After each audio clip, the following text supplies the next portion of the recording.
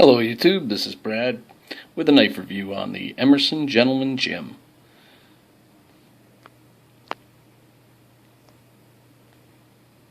I've wanted a Gentleman Jim for a long time. I've wanted the Emerson specifically for this right there, the Wave.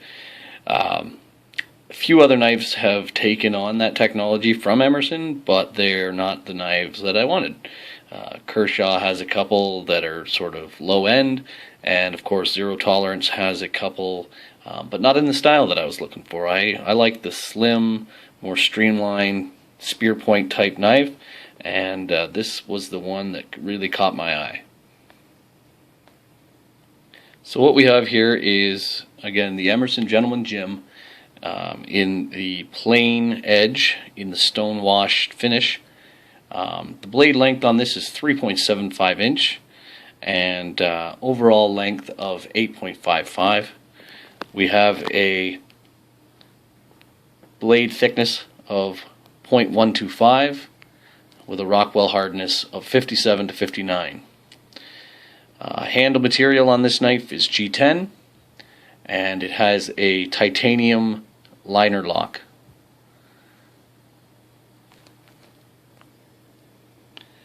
The grind on this knife is a conventional V grind on both sides. However, it's only sharpened on one edge. It's a chisel edge.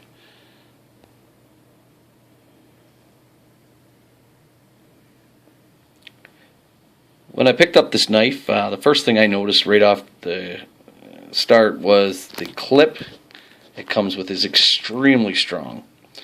It's just a standard clip, nothing fancy, but it's extremely tight, and I actually had to use my multi-tool and bend it a little bit. I found it was just too tight to get in and out of my pocket, which of course, if you know the Wave, is something you want to be able to do somewhat quickly. The next thing I noticed about this knife when I got it, as I had read in a lot of reviews, it has a very rough finish, which to me doesn't bother me at all, because this knife for me is for purpose, not for show. I'm not a collector of knives. I use knives daily in my, as far as pocket knives, carrying, defensive, whatever it may be. I use my knives, so they don't have to look pretty. They just need to perform and hold up and be durable. And it seems to me that this material is designed to do so. Out of the box, this was a little bit dirty. The titanium lock had a lot of blade lock on it, and when I took it apart, there was a lot of filings and debris in the pivot pin area. So I cleaned that out, and the movement on it is much better now. So I was happy that that improved, because at first I was not very pleased with the deployment.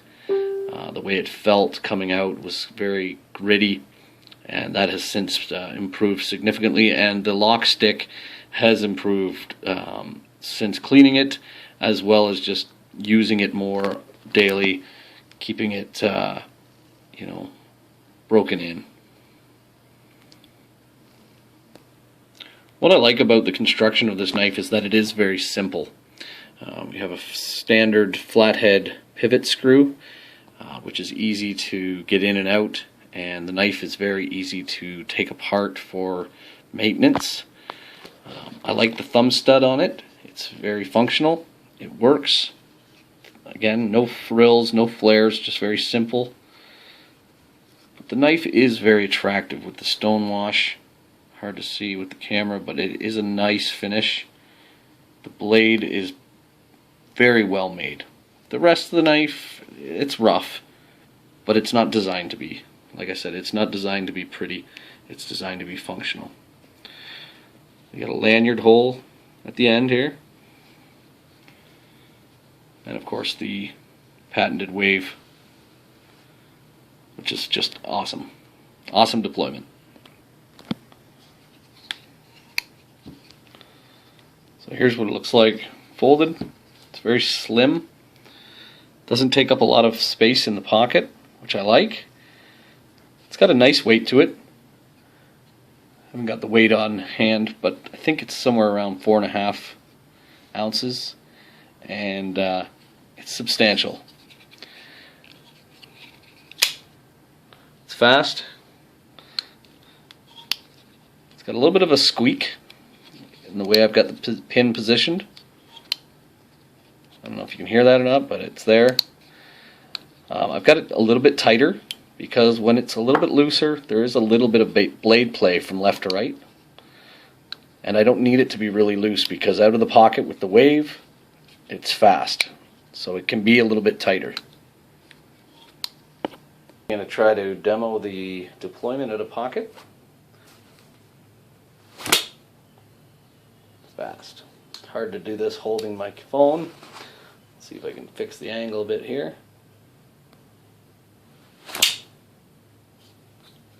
Lightning fast. And super fun.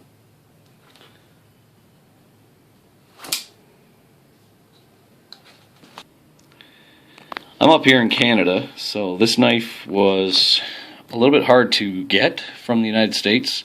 A few of the more popular suppliers, Knife Center, Blade HQ, felt hesitant to ship this knife into Canada for fear of it being confiscated at the border. But I don't think that those fears are justified because I was able to find this from a Canadian supplier. So I'm assuming that if we're selling them out of Canada, then they're not illegal here. We do have some strict regulations on knife deployment. We can't have automatics, can't have gravity knives, balisongs, that sort of thing. And this knife is sort of a little bit gray area when it comes to legalities. I've talked to Customs and Border Control, and I didn't really get a straight answer out of them. So I didn't want to take the investment or take the risk of losing my investment of spending a couple $100 and buying this from the U.S. and having it confiscated. So I bought it from a Canadian supplier, which is Warriors and Wonders out of British Columbia, and they were fantastic to work with. This knife cost, I think about $320 Canadian. So it's not a cheap knife. My impressions are, is it worth $320? To me it is because of the wave. If it wasn't for the wave, I would say definitely not. I would almost give it half that value. But I wanted that speed of deployment for self-defense. As far as just being able to get it out quickly, I've had spring-assisted knives, and they're quick, but to me this is the quickest possible solution for a knife. Anyways, I hope you enjoyed this review of the Emerson Gentleman Jim. I like this knife. I have no regrets about buying it. Be interested to see how it performs over the years. And thanks for watching.